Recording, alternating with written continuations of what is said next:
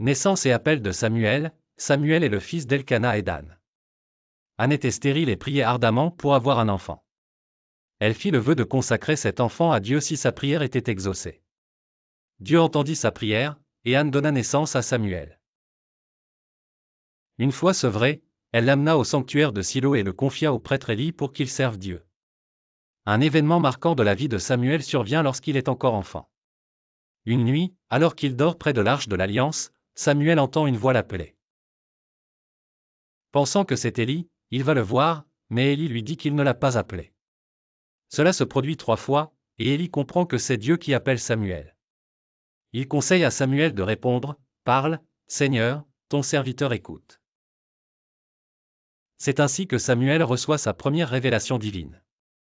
En grandissant, Samuel devient un prophète reconnu dans tout Israël.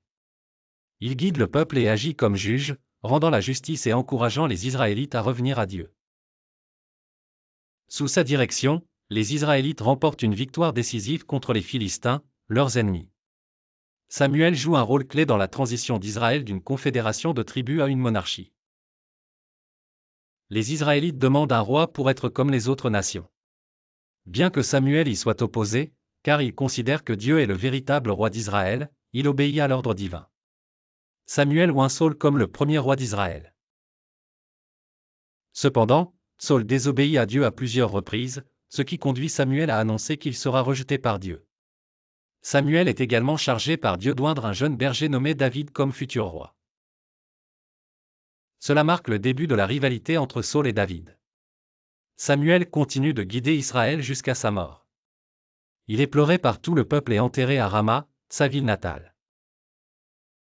Même après sa mort, son influence reste importante. Saul, en détresse avant une bataille, tente de le consulter en invoquant son esprit par l'intermédiaire d'une médium. Samuel est un personnage clé dans l'histoire biblique.